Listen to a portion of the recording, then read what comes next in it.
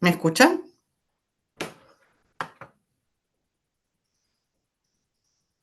Bueno, gracias, gracias. Bueno, para los que no me conocen, me presento. Mi nombre es Analía Luqui.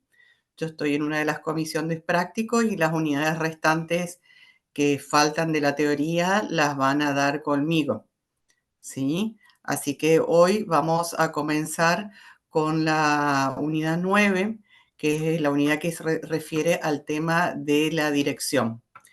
Me voy a desconectar la pantalla, la cámara, perdón, y voy a compartir pantalla para ir haciéndole las presentaciones.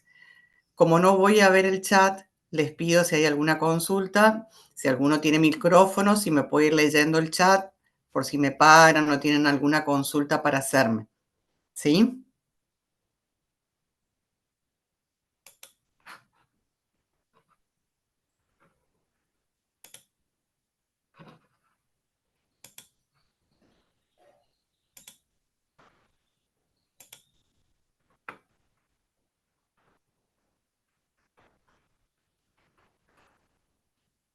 ¿Ven bien ahí la pantalla? Si alguno tiene micrófono, me lo puede decir.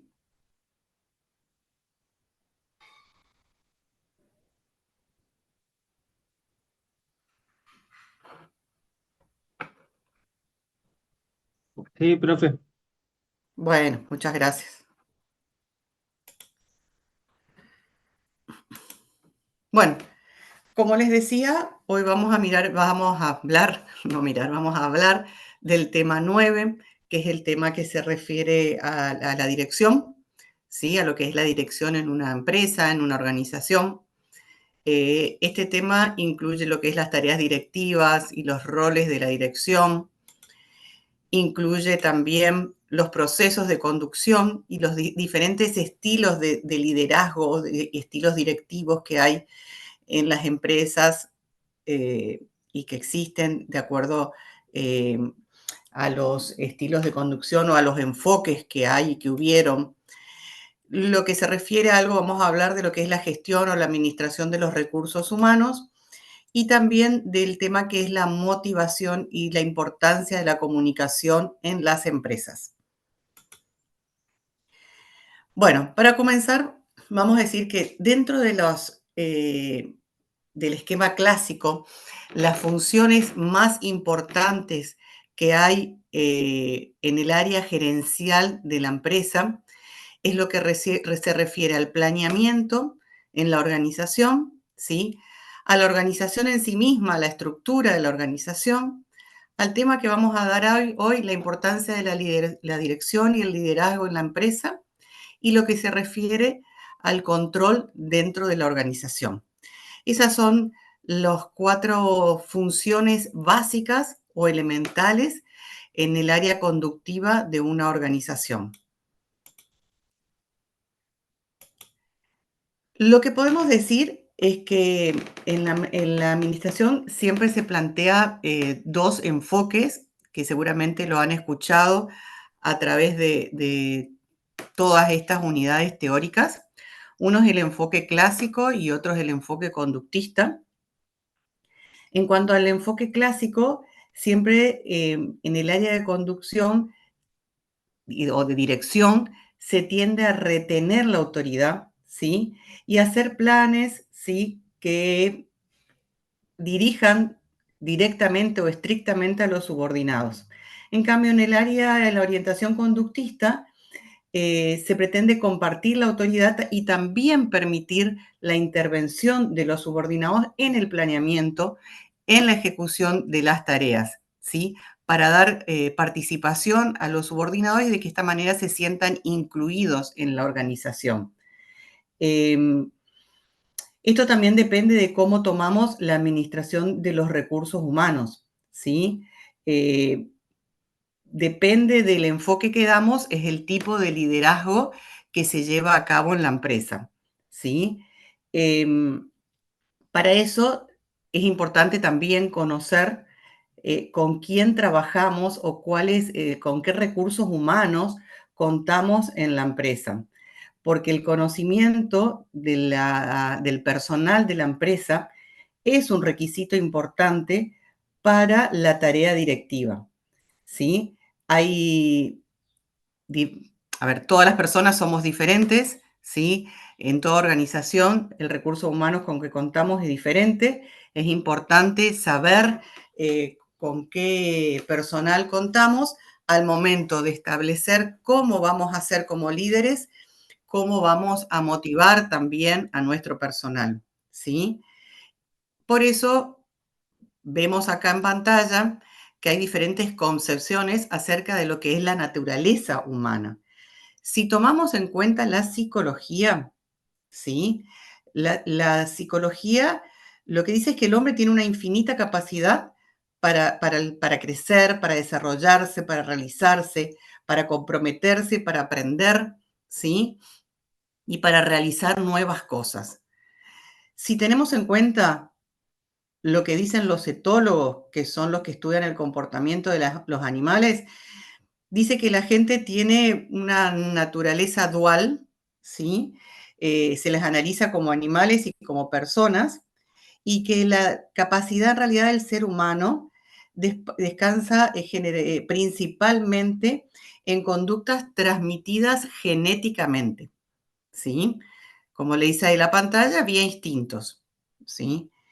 Y después tenemos la concepción de los condicionistas, que dicen que los seres humanos son mecanismos maleables y que el comportamiento se condiciona de una manera planificada, ¿sí? Consiste en premiar o castigar y de acuerdo a esa conducta repetitiva, ¿sí? Las personas van aprendiendo, ¿sí? Y van tomando las conductas deseadas por la organización.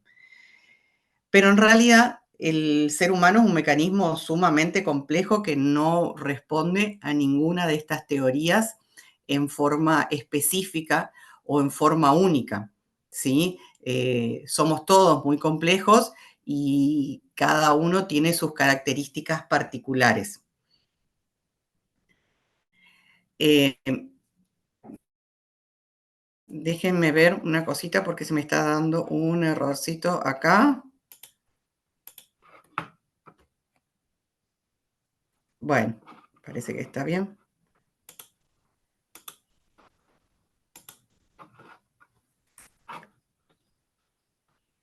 Ay.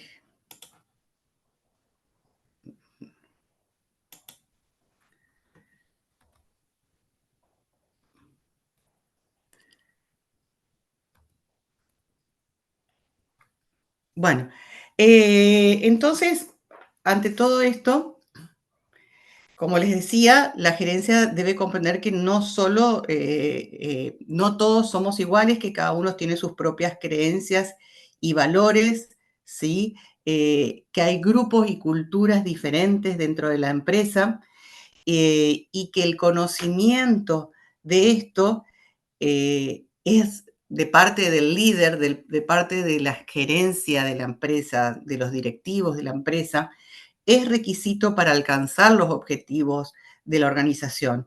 Y la colaboración del plantel de recursos humanos que forma parte de la organización es requisito para llegar justamente a los objetivos de la organización, ¿sí? Em, este tema de dirección o de liderazgo o el mando dentro de la empresa es, podríamos decir, la tercera función más importante, ¿sí? Dentro de lo que es el área gerencial, ¿sí? El área directiva, la cabeza de la organización, ¿sí?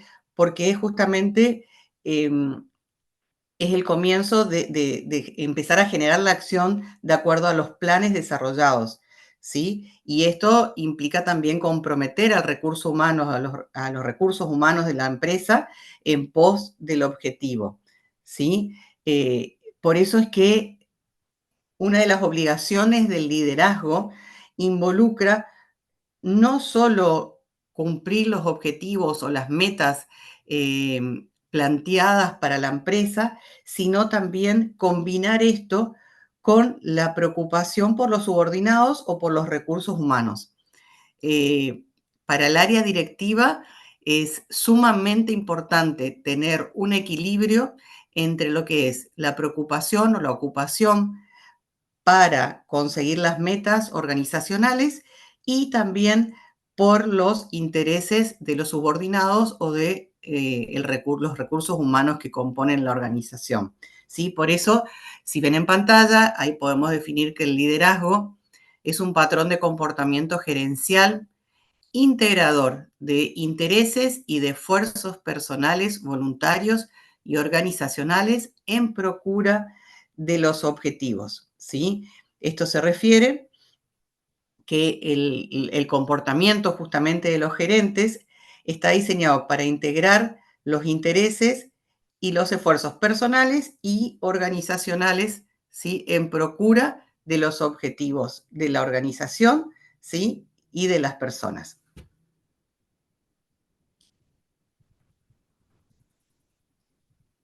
Eh, para desarrollar un estilo de liderazgo, ¿sí? Se tienen en cuenta tres elementos.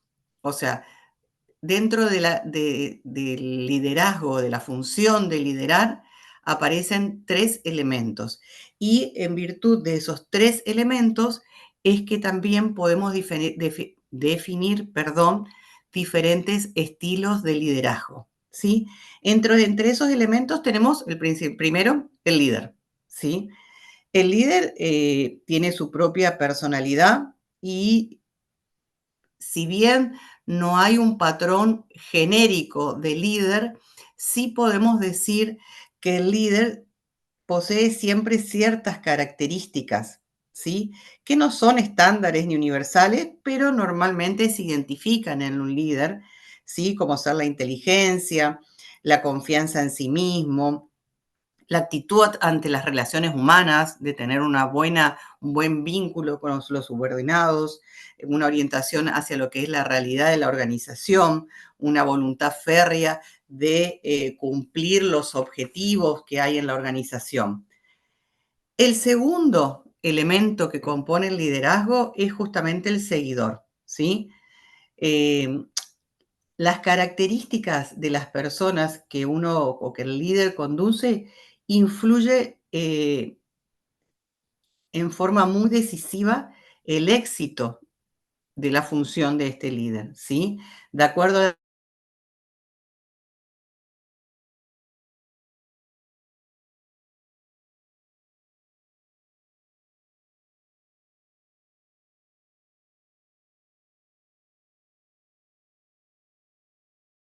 de cuál es el tipo de recursos humanos con el que cuenta. Y el tercer elemento, perdón, del liderazgo es la situación, el problema con el que tenemos, el ambiente donde está, estructuran o influyen en el tipo de liderazgo que se necesita, ¿sí? Y de acuerdo a esto, en algunos momentos puede ser que una persona, perdón, de la organización, de acuerdo a una situación, sea líder y en otra situación sea subordinado. Si nosotros tenemos, por ejemplo, la conducción media, ¿sí? Podemos ver que en la escala jerárquica de una organización, de acuerdo a la situación, puede ser un seguidor de los mandos principales de la organización y puede ser un líder ante los subordinados de la organización. Entonces, de acuerdo a la situación en que estamos, una persona que en algún momento es líder, en otro momento puede pasar a ser seguidor. ¿Sí? ¿Hasta acá alguna consulta? Bueno, si no hay consultas. Bueno, como les decía, hay diferentes estilos, ¿sí? De dirección. em, y tenemos lo que es, al tener los diferentes estilos, tenemos lo que es las estructuras de liderazgo, ¿sí?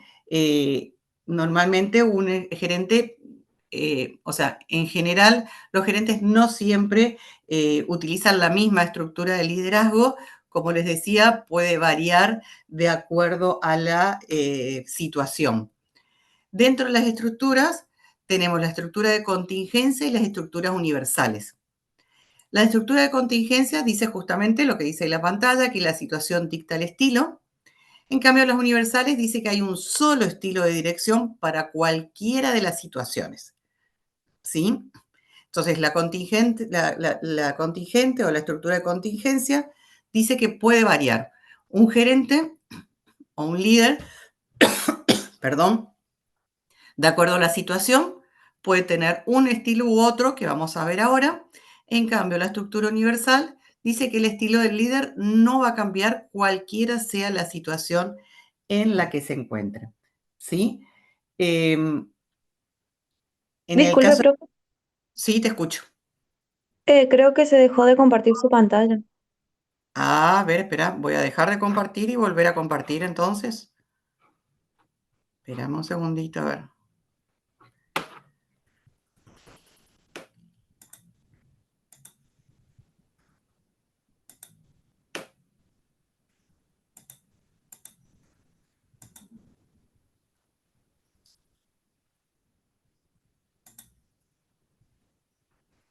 Decime, ahí se ve.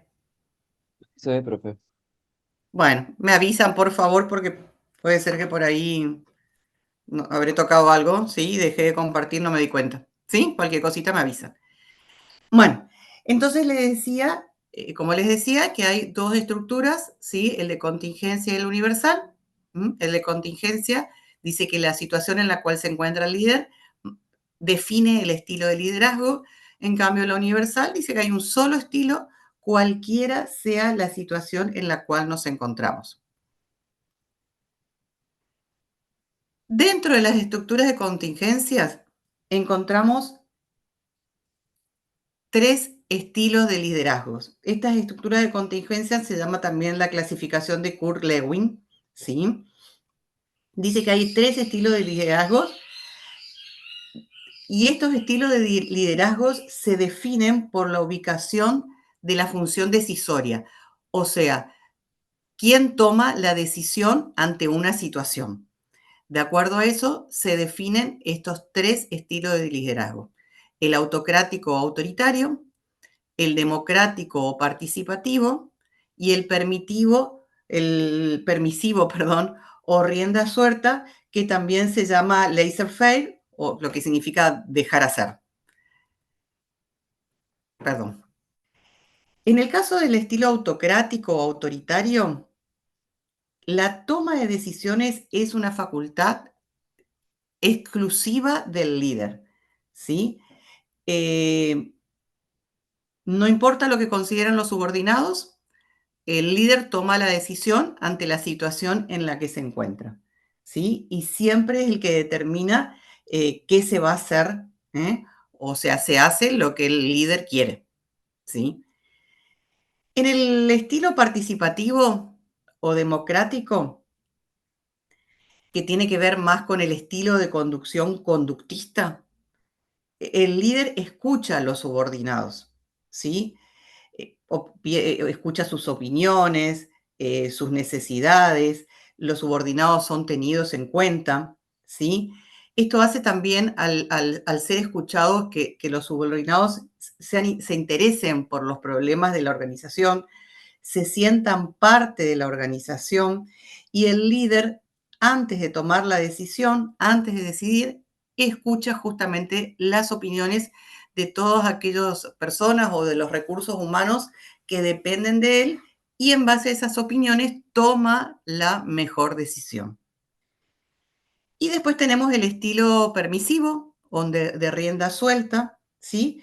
Que como les decía, también se llama dejar hacer, donde el líder en este caso transfiere la responsabilidad de las decisiones al grupo. Deja hacer al grupo lo que quiere, sin guiarlo, sin coordinarlo, sin tomar el líder la decisión. Eh, entonces, estos tres estilos de liderazgos son las estructuras que encontramos dentro de las estructuras de contingencia, que si recuerdan los que había dicho antes, la estructura de contingencia decía que el estilo de liderazgo va a estar dado por la situación en la cual está presente en ese momento el líder. En este estilo, justamente el líder actúa de acuerdo a la naturaleza o la importancia de la decisión y también el tipo de grupo al cual lidera, ¿sí? Y en base a eso elige el estilo que mejor se adapte. O sea, teniendo en cuenta la situación en la cual se encuentra, para la cual hay que tomar una decisión, obviamente, y teniendo en cuenta con qué grupo humano contamos o cuenta el líder, depende de esos dos factores, es el estilo de liderazgo que mejor se adapte a esta situación y a estos recursos humanos, ¿sí? Este es lo que es la estructura de contingencia. Después teníamos lo que llamábamos las estructuras universales. La estructura universal nos decía que hay un solo estilo de dirección sin importar la situación en la cual nos encontremos en ese momento o en la situación para la cual tengamos que tomar una decisión, ¿sí? Para ello, las estructuras universales se manejan con lo que llamamos una grilla, que es como un eje XY, que lo ven ahí en pantalla. Cada uno de los ejes, ¿sí? Representan lo que es el interés por la producción o llamámosle también el interés por los objetivos de la organización, y lo que es el otro eje representa el interés por las personas, ¿sí? Y a esto se le asigna puntos o una numeración que van del 1 al 9. 1 es menor grado de interés y 9 es el máximo grado de interés. Entonces, si vemos el punto, por ejemplo, 1, 1, decimos que el gerente tiene poco interés por las personas y también tiene poco interés por la producción o por los objetivos de la organización, ¿sí? Si vemos el punto, ¿ven mi mouse?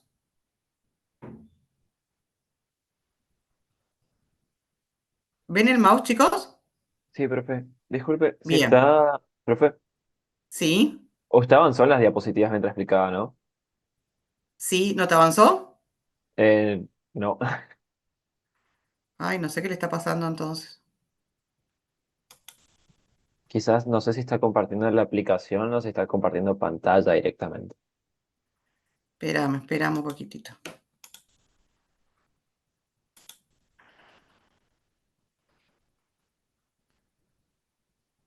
Estoy compartiendo ventana.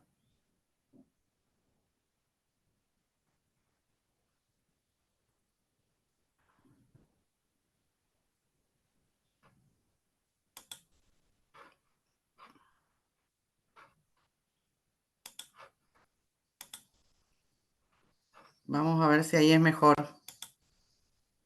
¿Ahí lo ven? Sí, profe, ahora sí. Bueno, avísenme si no avanza, ¿sí? Bueno, les decía que el punto 1.1 establece que el líder tiene poco interés por las personas y también tiene poco interés por la producción, ¿sí? Ese es el 1.1. Si vemos el punto 9.1 acá, ¿sí? En el eje X el 9 y en el eje Y el 1, ¿sí? El líder tiene mucho interés por la producción, ¿sí? Pero tiene muy poco interés por lo que es las necesidades de los recursos humanos, ¿sí? En cambio, si vemos al revés, el punto 1, 9, vemos que el líder tiene poco interés por la producción, pero es un líder muy amigable, ¿sí? Muy cómodo, y que tiene mucha empatía con los recursos humanos. Después tenemos el punto medio, 5.5, que es que tiene un medio interés, por la producción, al igual que por las personas, ¿sí? Equilibra lo que es el interés de la producción de las personas, ¿sí? Para que se realice, digamos, algo de cada una de las cosas. Y después tenemos el punto óptimo, que es el 9-9, donde el líder manifiesta mucho interés por la producción, o sea, por los objetivos de la organización, y también mucho interés por los recursos humanos. Solo este punto, 9-9, ¿sí? Es el que corresponde, digamos, el que representa un buen líder. Un buen líder es el que tiene mucho interés por cumplir los objetivos de la organización y también esto lo equilibra con tener mucho interés por los recursos humanos con lo que cuenta, ¿sí? Entonces, un buen líder va a estar ubicado en la intersección de los puntos 9 y 9 que les marco acá, ¿sí? Para cualquiera sea la situación en la cual nos encontremos. Vuelvo a repetir, esta estructura universal dice que las características del líder no va a variar de acuerdo a la situación que se encuentre, o dicho al revés, ¿sí? La situación no va a definir el estilo de liderazgo, ya que el líder tiene el mismo estilo, cualquiera sea la situación, ¿sí?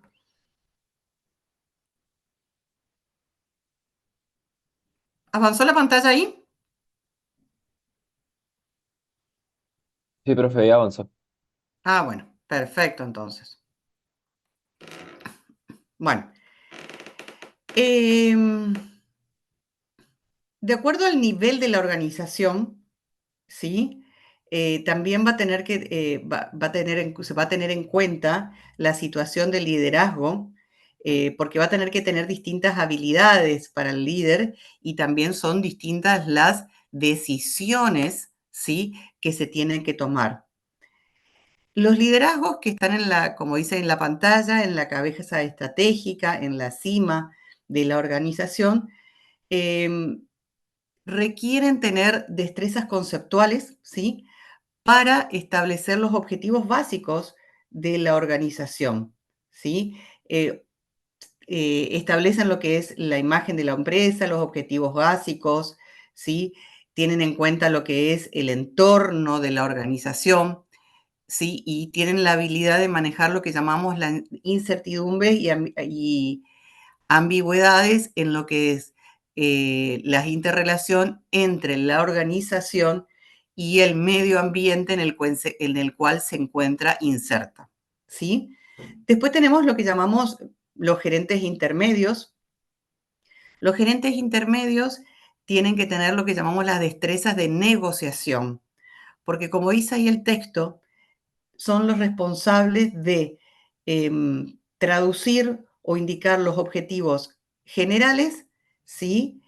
Eh, establecidos por la cabeza estratégica de la organización, ¿sí? Son los objetivos de los directivos a los supervisores, ¿sí? Entonces, los gerentes intermedios tienen que interactuar con los medios de la organización, ¿sí? Y por eso tienen que tener habilidades de conciliación y de intermediación. Son juntamente lo que interactúan entre la cabeza estratégica y la supervisión operativa. Por eso es que tiene que tener una destreza de negociación. Es traducir los objetivos planteados por la cabeza estratégica al área operativa, ¿sí? Y después tenemos el tercer nivel, que es lo que es la supervisión operativa. Son los supervisores que tienen que tener destrezas o habilidades técnicas para que permitan controlar al área operativa de la organización. Si ustedes recuerdan, unidades anteriores, el área operativa de la organización es la base de la organización.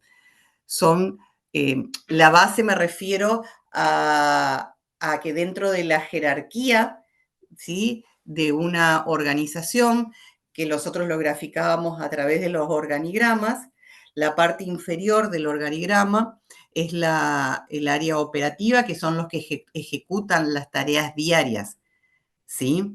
Entonces, este nivel, el líder de este nivel, tiene que tener habilidades y destrezas técnicas que permitan controlar a este núcleo operativo, ¿sí? Y también lo que tiene que saber es conciliar lo que son las diferencias, las discrepancias y buscar soluciones, ¿sí? Para lograr un compromiso de justamente todas las personas que trabajan bajo su supervisión, ¿sí? Una de las cosas que tenemos que tener en cuenta, esto no es, bueno, si no avanzó la pantalla, me avisan, cualquier cosita, estimo que avanzó. Una de las cosas muy importantes, como decíamos al principio, que tiene que conocer un buen líder es el tipo de recursos humanos con el que cuenta la empresa, ¿sí? El potencial humano con el que cuenta la empresa, ¿sí? Dentro de los recursos humanos, cada persona, cada uno de nosotros tienen diferentes potenciales, ¿sí? Diferentes características también. Y lo que es el potencial humano es justamente la capacidad que tenemos todos de adquirir nuevos conocimientos, de desarrollar habilidades, de desarrollar ideas, de crecer dentro de la empresa, de adecuarnos al cambio en la empresa, ¿sí? De involucrarnos en la empresa, de tener responsabilidades, ¿sí? Estas características forman lo que llamamos el potencial humano, el potencial que cada uno de nosotros tenemos dentro de una organización. Entonces, es importante, es muy importante para un buen líder conocer cuál es el potencial humano del grupo de personas que trabajan bajo su supervisión, ¿sí?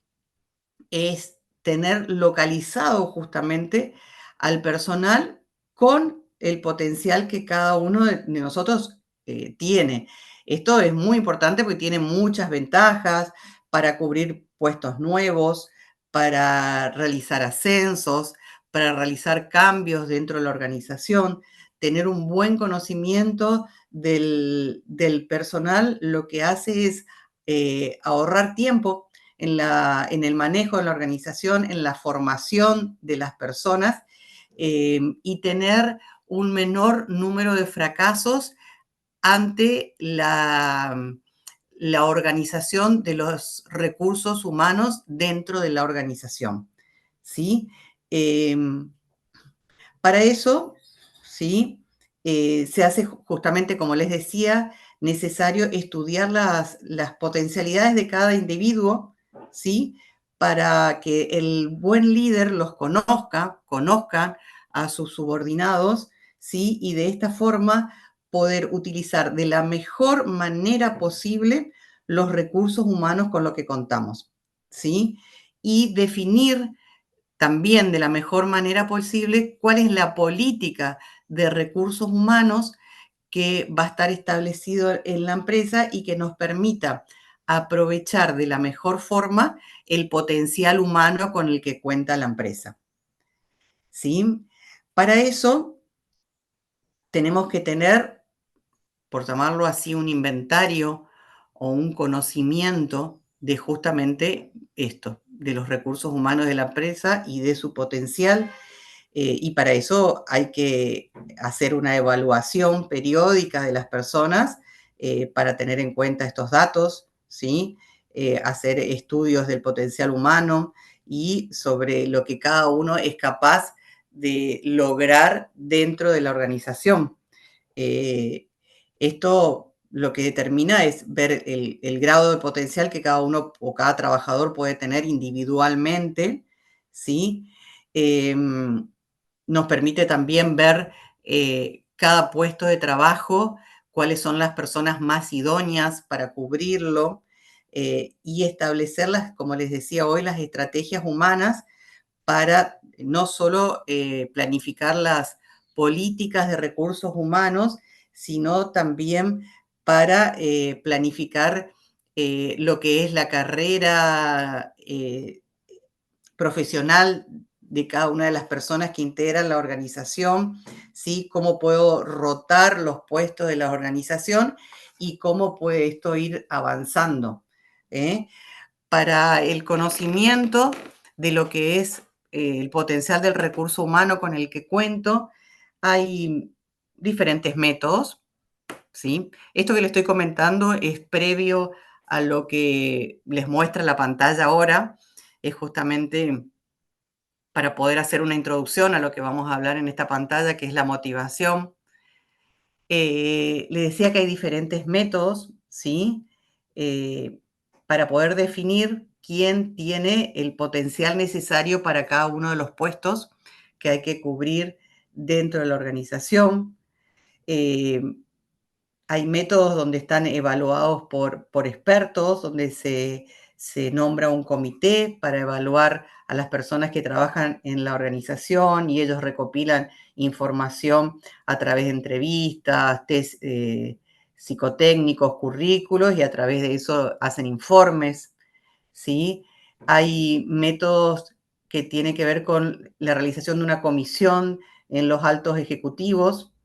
Esto es cuando surge una vacante, cada ejecutivo informa lo que es su valoración del personal y en base a eso elegir adecuadamente quién quiere cubrir un puesto que esté dispuesto en la organización. A veces esto es menos objetivo porque la valoración solamente de un líder puede no ser lo 100% objetiva que requiere la situación, ¿sí? También tenemos lo que es el método de simulaciones de lo que va a ser el futuro desempeño de un empleado o de una de las personas que trabaja en la organización. Eh, Estas simulaciones se hacen a través de diferentes métodos, por ejemplo, lo que es estudio de casos, hacer una simulación de un caso puntual, lo que se llama role play, que es como hacer una actuación de un caso puntual. Eh, También se hacen una serie de ejercicios, se tienen en cuenta las opiniones de los jefes directos. Hay diferentes formas de medir y de tener un registro de lo que es el potencial humano dentro de la organización, ¿sí? Y por eso les decía al principio la importancia de hacer una buena planificación de lo que es la administración de los recursos humanos, ¿sí? Esta planificación, bueno, ustedes ya dieron también lo que es la unidad de planificación y cuando vimos organigrama, vimos la importancia no solo de crear una estructura dentro de la organización, sino también vimos lo que es la importancia del equilibrio en la estructura, ya que siempre tenemos que tener una balanza entre lo que es costo-beneficio y tenemos que tener establecido cuál es justamente el número adecuado de personal y los cargos adecuados que tiene que tener dentro de la organización para cumplir el objetivo deseado. Por eso es que una buena planificación del personal es un proceso donde se asegura el número suficiente de personas con la calificación necesaria en los puestos adecuados, ¿sí? Que tienen que estar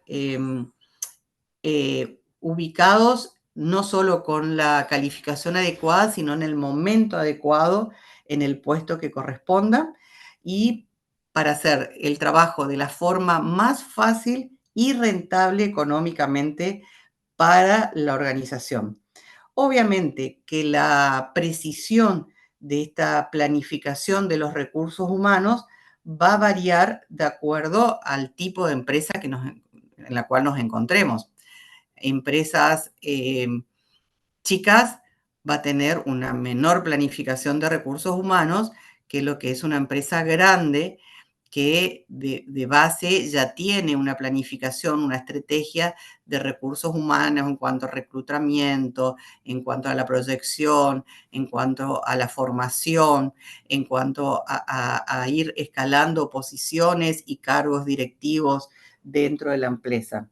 Y esta planificación de recursos humanos tiene que estar inserta en la planificación estratégica de la empresa, ¿sí? Que es la planificación que se tiene en cuenta en pos justamente de cumplir los objetivos de la organización, ¿sí?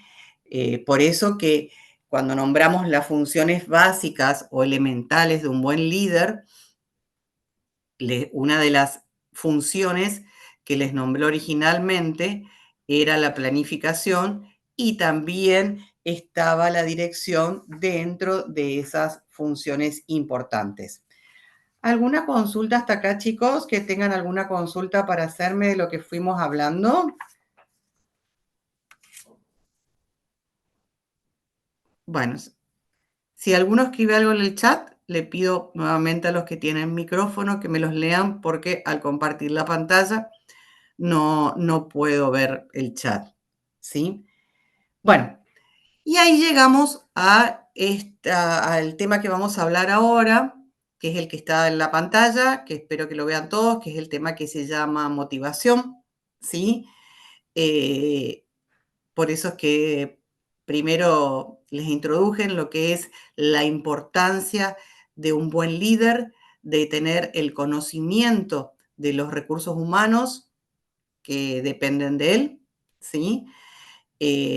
No solo para lograr el objetivo de la organización, sino también para lograr que los recursos humanos que pertenecen a la empresa se sientan parte de la empresa, ¿sí? Y se sientan motivados también a cumplir los objetivos, ¿sí? A ir mejorando dentro de la empresa, a ir cubriendo diferentes cargos, ¿sí? Es una de las tareas más importantes, la motivación para un buen líder, ¿sí?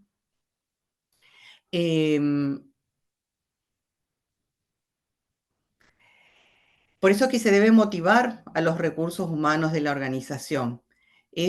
Como les decía, es algo crítico dentro de la función de liderar o de dirigir, realizar la motivación del personal para que justamente el personal realice las acciones en procura de los objetivos de la organización, ¿sí? Todos tenemos capacidad de comportarnos de muchas maneras, ¿sí? Y lo que provoca el comportamiento o un determinado comportamiento son las necesidades que cada una de las personas tenemos, porque el comportamiento que cada uno tenga va a ser con el objetivo o la meta de ese comportamiento, va a ser cubrir justamente esa necesidad. Es ver de qué forma podemos satisfacer en forma efectiva esa necesidad que tenemos. Una persona, por ejemplo, que tiene hambre o que tiene que mantener a su familia en esta sociedad implica, en general, buscar un trabajo, una ocupación, un empleo, ¿sí? Por el cual tenga una paga, obtener dinero y de esto poder obtener el objetivo de alimentos y la satisfacción, satisfacer la necesidad de alimentos en su vivienda, ¿sí? Entonces, el comportamiento que lleva a cabo una persona tiene que ver con las necesidades que cada uno tiene, ¿sí? Cada uno de nosotros, como les decía, tiene necesidades insatisfechas, como le muestra acá el gráfico. Bueno, como les muestra ahí el gráfico, tenemos necesidades insatisfechas, que justamente la tenemos que satisfacer y con la meta de satisfacer esas necesidades va a ser el comportamiento que cada uno de nosotros tengamos, ¿sí? Todo buen líder quiere que las personas de las cuales dirigimos se identifiquen con la empresa y trabajen justamente en forma eficiente en procura de los objetivos de las empresas. Y muchas de esas personas, en general todas las personas que trabajan dentro de una empresa, tienen también necesidades a satisfacer y muchas de esas necesidades pueden satisfacerse dentro de esa empresa. Entonces, como una tarea del líder, corresponde conocer a sus recursos humanos, saber cuáles son las situaciones y determinar de qué forma realizar recompensas para satisfacer esas necesidades particulares con el objetivo de mantenerlo motivado dentro de la organización, ¿sí? Una persona dentro de una organización puede tener diferentes tipos de necesidades, ¿sí? Como les decía, no todos somos iguales, ¿sí? Y cada uno tiene necesidades diferentes o aspiraciones diferentes dentro de la organización. Algunos la necesidad o se sienten motivados teniendo lo que es una seguridad o una estabilidad en su trabajo, en el empleo, ¿sí? Otros se sienten motivados o a continuar y a trabajar en una organización solamente por el hecho de la paga o del salario, que si bien es cierto que esta paga o este salario nos permite a su vez satisfacer otras necesidades, como por ejemplo necesidades fisiológicas, como hoy les decía, el de la comida, también permite satisfacer necesidades como ser el estatus, una persona que tenga un buen cargo dentro de la organización y una buena paga va a tener un estatus diferente que aquella persona que tenga un salario bajo y un puesto que no sea jerárquico, ¿sí? Eh, a algunos les motiva la posibilidad de trabajar en una empresa que les permita ascender, ¿sí? Y poder ir mejorando en su actividad, ir progresando, ¿sí? A otras personas le motiva el grupo humano con lo que trabaja, teniendo un buen grupo humano, le motiva a pertenecer dentro de la organización, a otros le motiva a lo mejor el hecho de tener una buena obra social porque es la necesidad que tiene en ese momento. Entonces, la dirección, el área de dirección, el líder, tiene que conocer cuáles son las necesidades de los recursos humanos que dependen de él para que a través de la satisfacción de estas necesidades motivarlo para cumplir los objetivos de la organización, para sentirse parte de la organización. Y a través de esta motivación, ¿sí? Y de esta satisfacción de las necesidades, como dice ahí el gráfico que se muestra, no solo que se cumple el objetivo personal de cada uno de los miembros de la organización, sino que también logramos cumplir el objetivo de la organización en sí. Una persona desmotivada de la organización es una persona que no va a dar lo mejor de sí para cumplir los objetivos, para realizar su trabajo en forma eficiente, va a trabajar a desgano. Una persona motivada va a ser una persona que ponga todo de sí para su trabajo, para su tarea, para lograr los objetivos, va a aportar nuevas ideas, va a ser una buena influencia dentro del grupo humano, ¿sí? Va a tratar de mejorar, de ascender, de capacitarse. Entonces, de ahí la importancia de la motivación como uno de los puntos importantes o más importantes a tener en cuenta por un buen líder.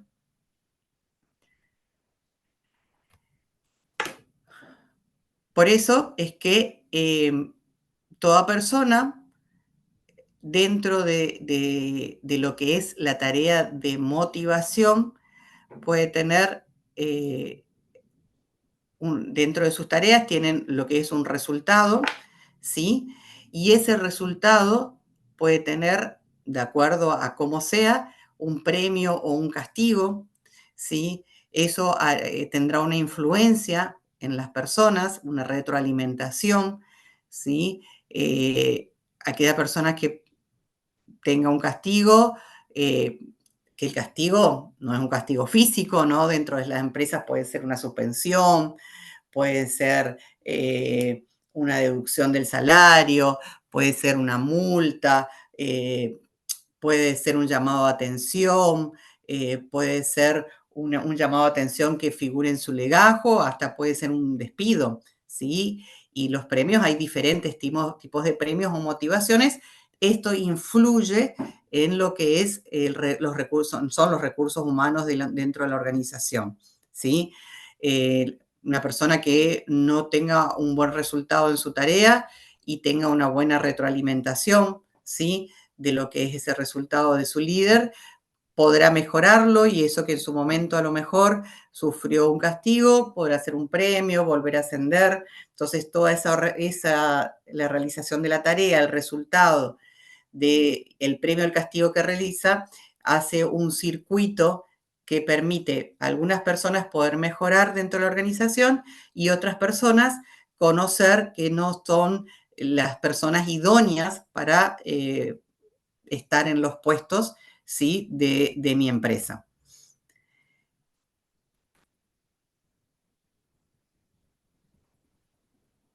Bueno, hay diferentes formas de incentivar o de motivar, ¿sí? Como les dice ahí la filmina, la pantalla, hay recompensas que tienen que ver, son recompensas externas, ¿sí? Que puede ser el dinero, el premio de algún viaje, distinciones. Eh, Hay recompensas que tienen que ver con el enriquecimiento de las tareas, como hacer la tarea más interesante, más desafiante, ¿sí? Motivar no significa tener un ascenso jerárquico. Hay diferentes formas de motivación que no todo significa ascender jerárquicamente dentro de la organización. Ustedes saben que ascender jerárquicamente es escalar puestos hacia la parte superior de la organización, ¿sí? Puestos cada vez más jerárquicos, pero la motivación no siempre es solo eso, ¿sí? Eh, bueno, dentro de lo que es las recompensas externas, ¿sí? Una de las más importantes, las más conocidas y la que más se utiliza como motivador dentro de la organización es el dinero, ¿sí? Eh, Toda organización tiene una escala de retribuciones, una escala salarial que están ajustadas de acuerdo a las metas personales para justamente satisfacer al personal y a la organización y están ajustadas también de acuerdo a cada uno de los cargos que se ocupa dentro de la organización, ¿sí? Siempre hay que tener en cuenta de lo ideal, obviamente, es tener cuidado de seleccionar las retribuciones para que sean capaces de satisfacer las necesidades justamente específicas de cada uno de los trabajadores, ¿sí?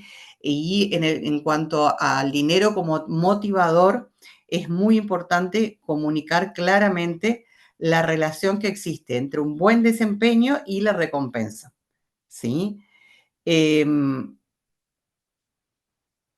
Así como también existen lo que llamamos acciones disciplinarias negativas, como les comentaba antes, que surgen cuando no se alcanza el comportamiento deseado dentro de alguna de las personas que componen la organización, ¿sí? Eh, Como le decía, despidos, suspensiones, ¿sí? Algún antecedente negativo en el legajo. Eh, Como uno de los motivadores más importantes históricamente es el dinero, ¿sí? Pero no es la única recompensa posible, ya que si bien todos trabajamos para saber una necesidad. ¿Cómo? ¿Me hablaron?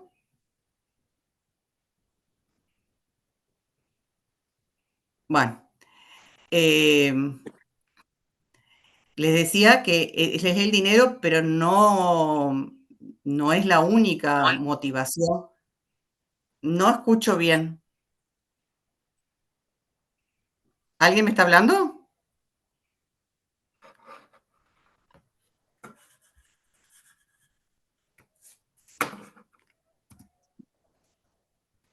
¿Alguien me está hablando, chicos?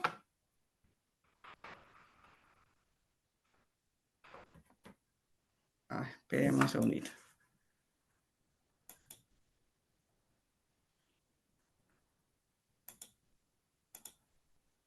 No escucho si alguien me está hablando. O no sé si alguien tiene el micrófono prendido. Al parecer no, profesora. O sea, capaz prendió el micrófono y después apagó nomás, pero no. Bueno, está. Seguimos entonces. ¿Hay alguna duda hasta acá, chicos? ¿Me van entendiendo? ¿Hay algo que no se haya entendido? Profe, las necesidades que se plantean, digamos, para mantener a un operario motivado son las de la pirámide de Maslow, por ejemplo, ¿no? Eso podría ser un ejemplo. ¿A qué te referís con las pirámides de Maslow? ¿Cuáles son las necesidades? Bueno, la pirámide de Maslow, por ejemplo, él te plantea, bueno, justamente esas necesidades que hay que cumplir o mantener para que un operario se mantenga, digamos, eh, conforme se mantenga ahí, o sea, íntegro en el sentido de que funcional dentro de la empresa y óptimo, digamos. Y ahí están las Exacto. necesidades de autorrealización, las de estima, asociación, las de seguridad, creo que las fisiológicas eran una. No Claro, sé si sí, había bueno, más o sí. menos. Sí, bueno, esas son algunas de las necesidades. Sí, es cierto, son algunas de las necesidades, pero como les decía hoy, eh, hay. Esperen que estoy tratando de compartir. Eh,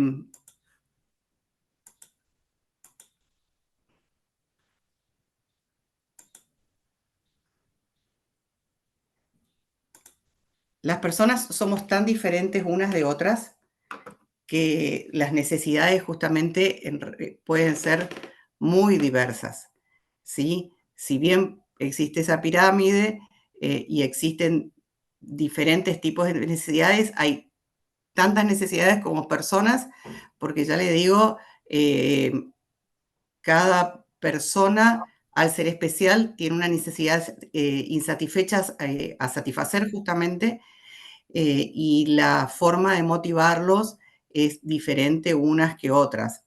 Sabemos que todo el mundo trabaja en general por un salario, pero ese salario satisface diferentes necesidades dentro de lo que es los recursos humanos. Algunos, como les decía, les da el estatus, otros le permiten tener, satisfacer necesidades fisiológicas dentro de la familia, otros están satisfechos teniendo una estabilidad laboral, entonces elegirá un empleo al otro de acuerdo a la estabilidad laboral que le dé. Entonces hay muchísimas necesidades insatisfechas en las personas, ¿sí? Pero bueno, el buen líder lo que tiene que descubrir no va a estar analizando persona por persona, pero eh, dentro del plantel de recursos humanos, cuáles aquellas necesidades más importantes a satisfacer o aquellas necesidades que hacen que se motive de la mejor forma posible al plantel de recursos humanos. Como les decía, sabemos que históricamente el dinero es el motivador más importante, ¿sí?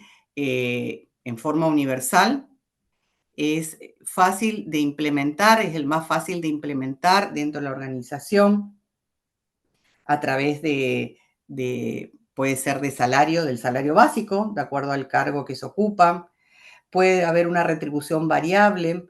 Las retribuciones variables es aparte del salario básico, cuando uno tiene un reconocimiento de acuerdo al desempeño, ¿sí?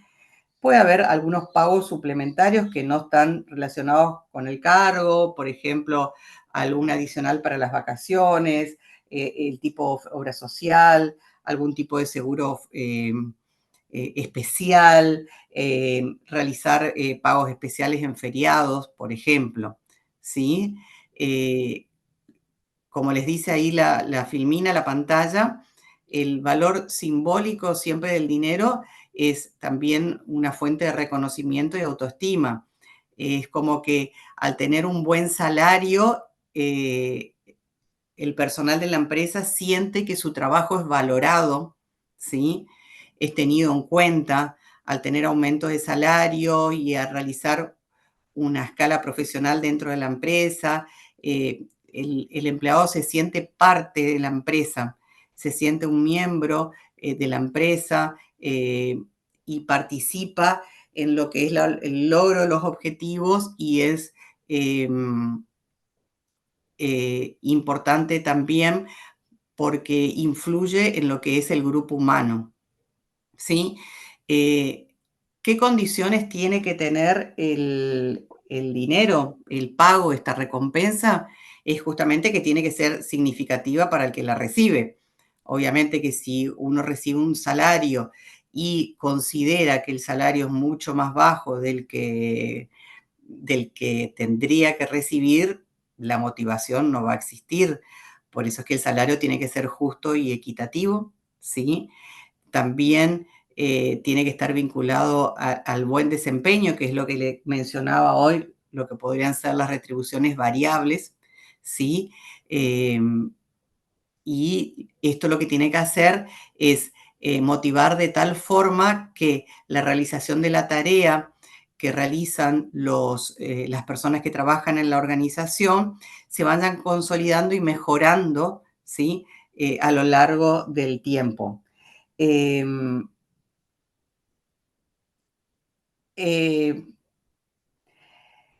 por eso también que es importante tener en cuenta esto, porque teniendo en cuenta el dinero como motivación, también tenemos que tener en cuenta la variabilidad de las personas, justamente por las condiciones que le decía, que evitar que en lugar de que sea un motivador, sea un desmotivador dentro de la organización, ¿sí? Bueno,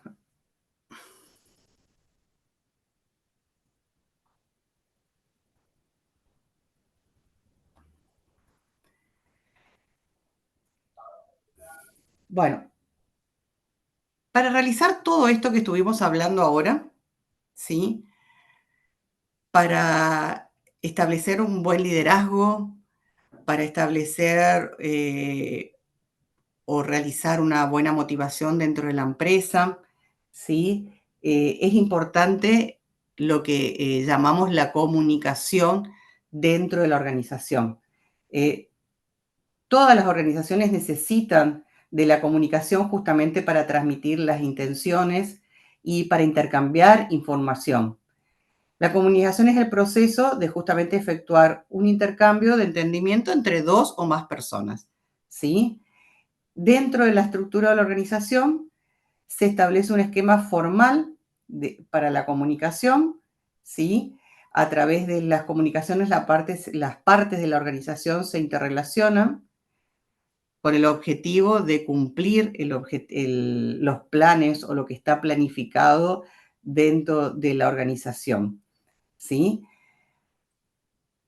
Dentro de la comunicación también influyen lo que es las diferencias las escuelas, lo que es las escuelas clásicas y las escuelas conductistas, porque las escuelas clásicas siempre prefieren controlar las actividades eh, de todas las partes componentes de la organización.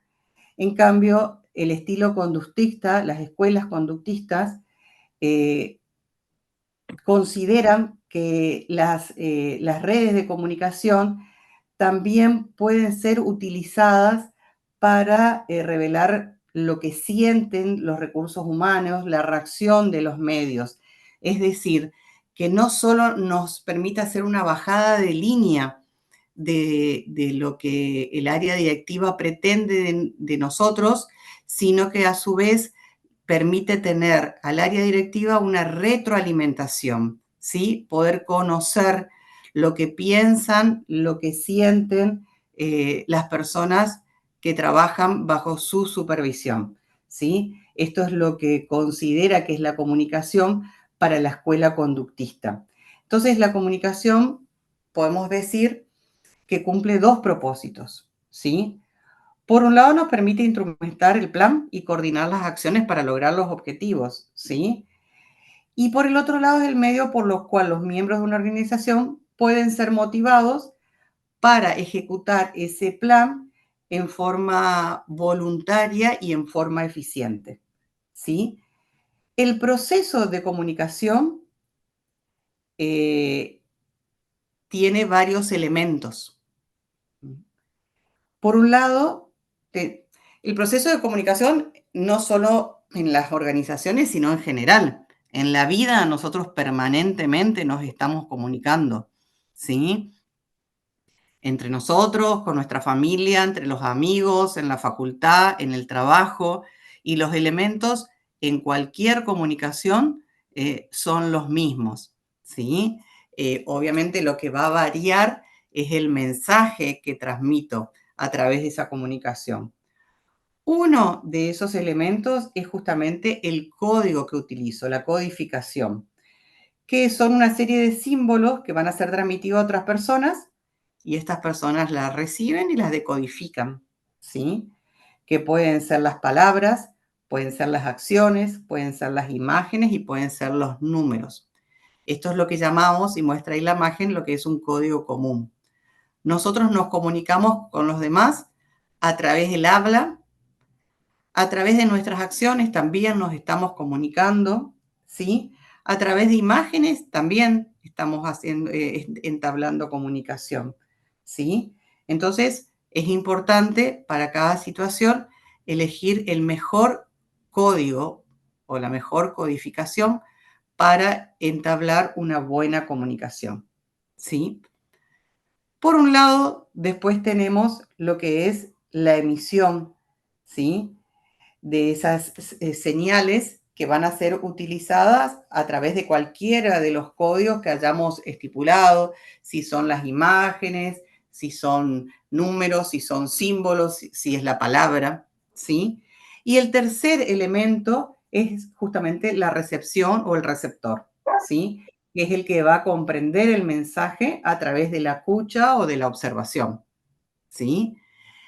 Entonces, como les dice el texto, la imagen, perdón, tenemos el emisor, un código elegido para realizar la comunicación y el receptor, ¿sí? Ambos tienen intereses y ambos tienen objetivos, ¿sí? Hay una vía que es cuando enviamos el mensaje, ¿sí? Y tenemos el canal también de respuesta de ese mensaje, ¿sí? Si de este proceso de la elección del código, del envío de mensaje y de la respuesta, surge que tanto el emisor como el receptor han tenido o recibido la misma idea, significa que se establece una comunicación, hubo comunicación, ¿sí? Porque lo que el emisor quiso informar fue lo que el receptor recibió, ¿sí? Y esto lo sabemos a través de la respuesta. A través de la respuesta que realiza el receptor, el emisor se va a enterar si la información llegó correctamente, ¿sí? En las organizaciones se establece comunicación o se comparte información no solo con el personal, sino también con entes externos, ¿sí?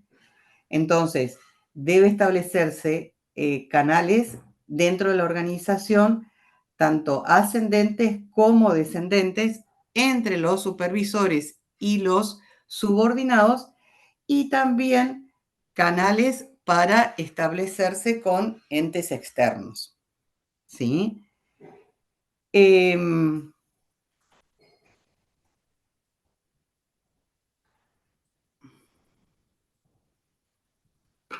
Bueno,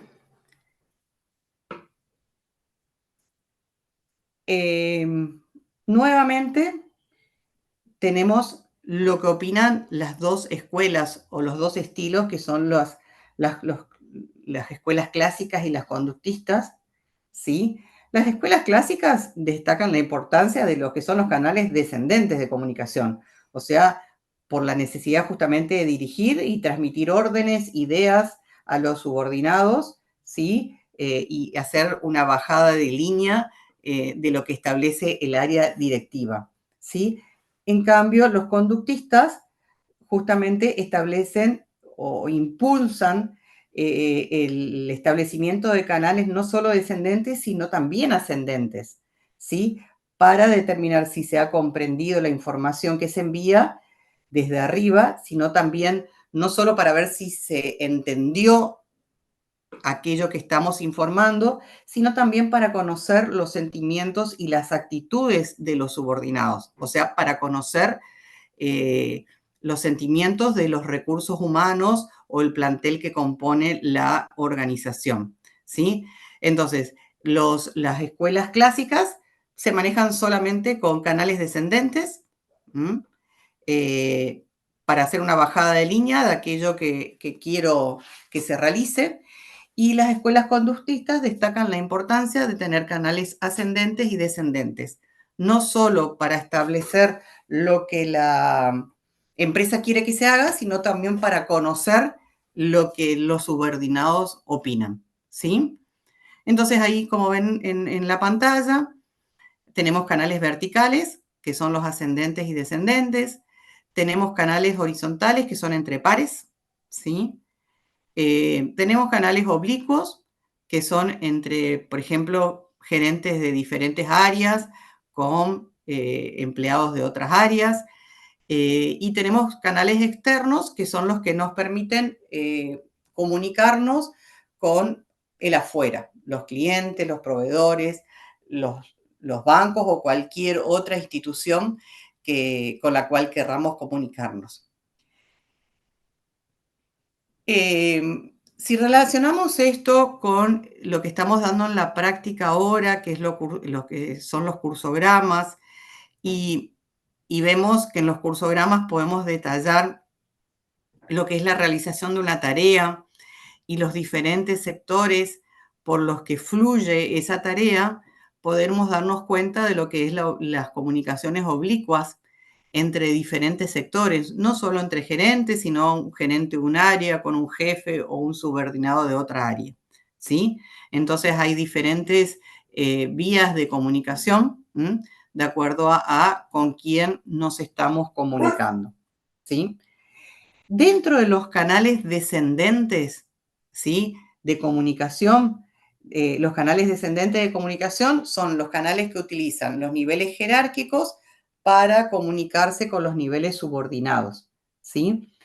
Tenemos la cadena de mando, que justamente es la jerarquía, la cadena de mando o los niveles jerárquicos, era lo que graficábamos a través de los organigramas, si ustedes recuerdan, en la práctica, ¿sí? Lo hacen a través de órdenes, de informaciones verbales, ¿sí?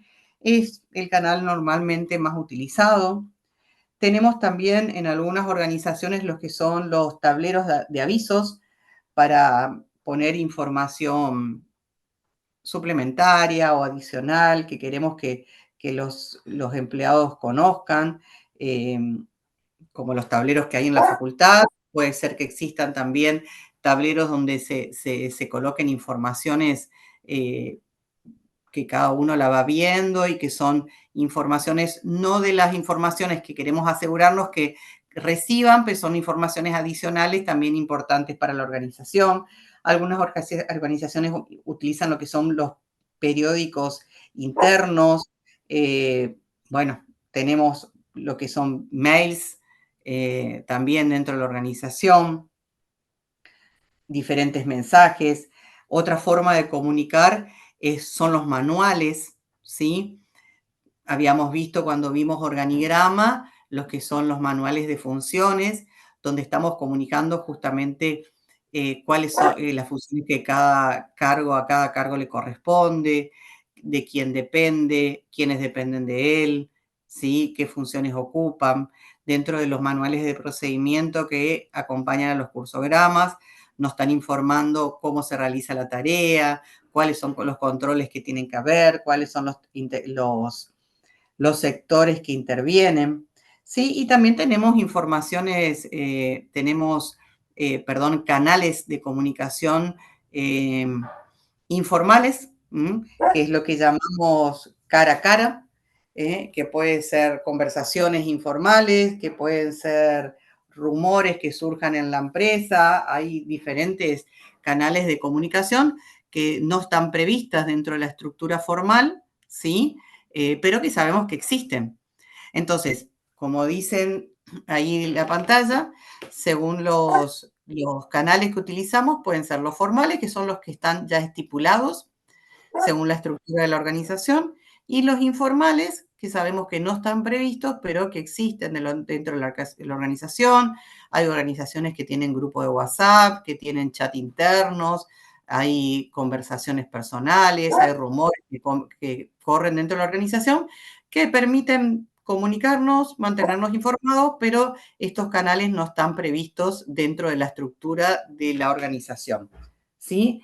Obviamente que también los balances que presentan las empresas, los estados contables, también comunican datos de la organización de manera formal, ¿sí? Estos que mencioné son canales descendentes, son canales de comunicación que utilizan los mandos superiores para comunicar a los sectores subordinados. Y después tenemos lo que es los canales ascendentes, que justamente lo que permitía es que los líderes conozcan los sentimientos de los subordinados, las inquietudes, ¿sí? Las ideas que puedan plantear o presentar para mejorar una tarea, y de esta forma que haya una buena retroalimentación en la comunicación, ¿sí? Dentro de los canales ascendentes, los más utilizados, por ejemplo, también son la cadena de mando, porque los subordinados se comunican con sus superiores, ¿sí? Obviamente, siempre y cuando el superior tenga una actitud de escucha, ¿sí? Que no sea una persona cerrada y que tenga la habilidad de tener una buena relación o un buen trato con sus subordinados. A veces hay sistemas a través de los cuales se manifiestan quejas, ¿m? Desde los subordinados hacia los niveles superiores, ¿sí? También esto retroalimenta. Hay asociaciones de trabajadores, por ejemplo, sindicatos o otros tipos de asociaciones que tengan los trabajadores que permiten de esta forma poder expresar sus ideas hacia los niveles gerenciales. Hay entrevistas, ¿sí? Que se realizan entre los jefes y los subordinados, que permite que en ese momento planteemos nuestras inquietudes. A lo largo de la vida del trabajador en las empresas, el trabajador recibe un feedback de lo que se considera de él y cómo. ¿Cómo? Bueno, se consideran, reciben lo que es un diagnóstico de su trabajo, se hacen conversaciones con los niveles gerenciales o con sus superiores directos, donde le transmiten cómo la empresa considera que está trabajando, si el cumplimiento de sus objetivos es óptimo, si sugieren algún cambio o alguna mejora en su actividad laboral. Y también estas entrevistas permiten que los subordinados a su vez transmitan también sus incomodidades, sus inquietudes, sus necesidades, y de esta forma lograr también una comunicación ascendente. Así como hay comunicaciones informales que permiten llegar información de los niveles superiores jerárquicos a los inferiores, también las comunicaciones informales permiten a la inversa, a través de canales informales, o sea, cara a cara o de rumores, que lleguen información hacia los niveles gerenciales, ¿sí? A veces hay personas especiales estipuladas dentro de la organización que permiten ser también el nexo entre los mandos superiores y los subordinados, ¿sí? Estos son algunos de los canales que se utilizan para establecer la comunicación. Y de acuerdo a cuál es el alcance de la comunicación, pueden ser personales, es cuando va dirigido a una persona, por ejemplo, cuando hacemos entrevistas personales. tenemos cuando es grupal, que va dirigida a un grupo, a un sector. Por ejemplo, tenemos algún memo o algún mail dirigido solamente al área de comercialización o al área de producción. ¿Por qué? Porque lo que queremos informar afecta solamente a ese sector. Y después tenemos lo que es las comunicaciones abiertas, que están dirigidas a todo el personal. Es aquel tipo de comunicación que nosotros consideramos que es necesaria que todas las personas que componen la organización las conozcan. ¿Sí? Entonces, de acuerdo al alcance de la comunicación o a quién queremos llegar, es el tipo el medio de comunicación que vamos a utilizar. ¿Sí?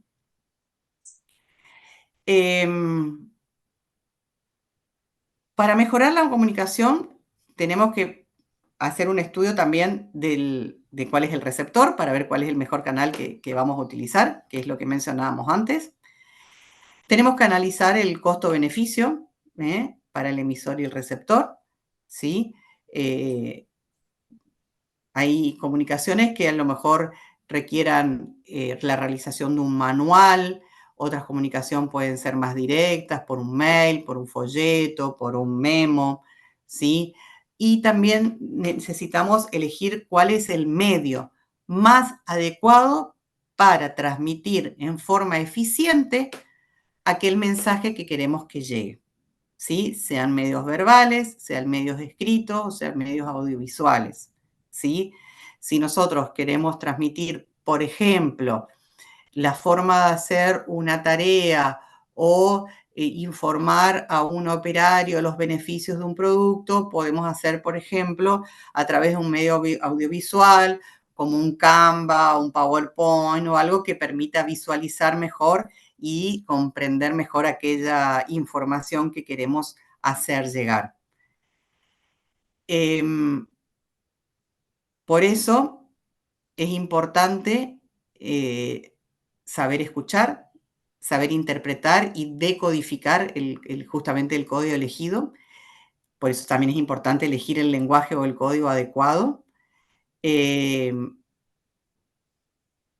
porque en realidad lo importante en el mensaje, ay, espérenme que...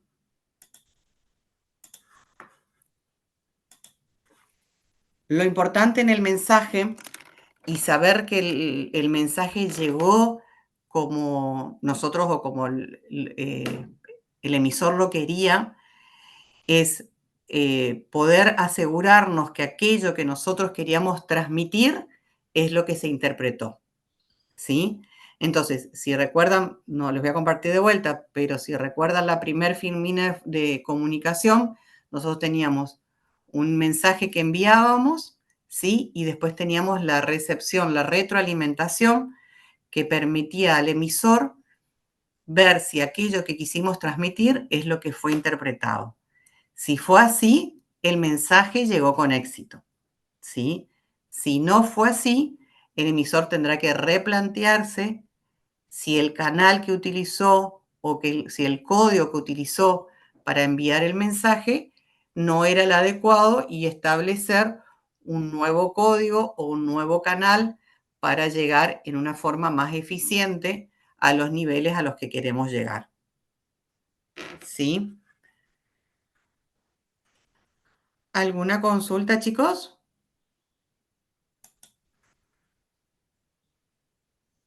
No, profe, por ahora no. ¿No? Bueno, en realidad esto es lo que se refiere a dirección, ¿sí?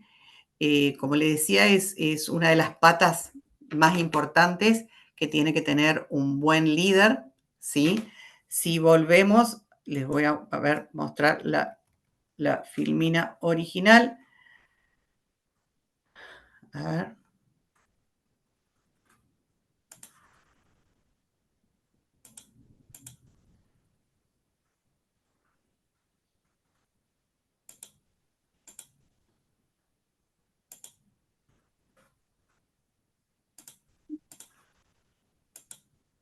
Si volvemos a lo que vimos al principio,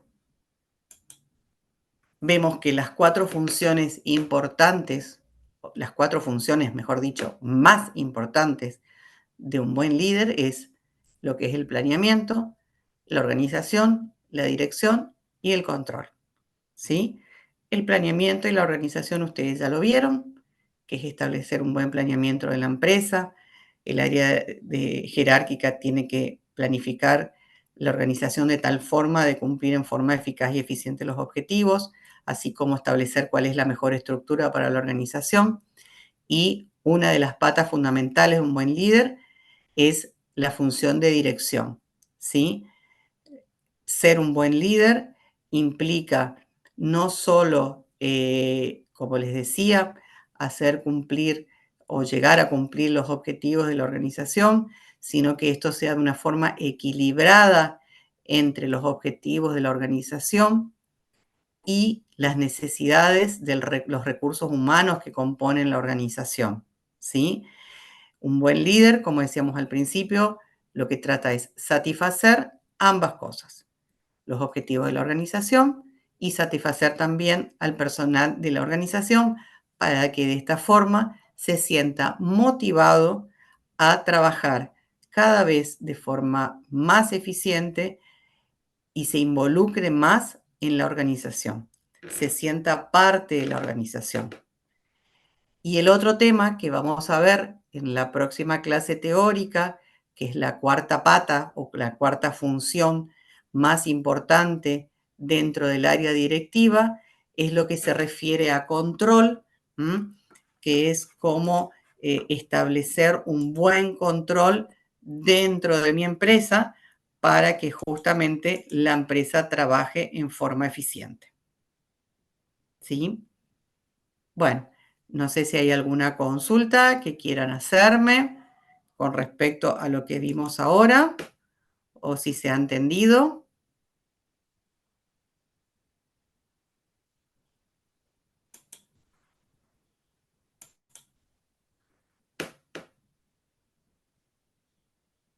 ¿Alguna consulta, chicos?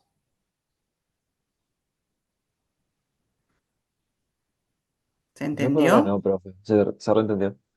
Bueno, bueno. Bueno, si no hay consultas, terminamos por hoy, ¿sí?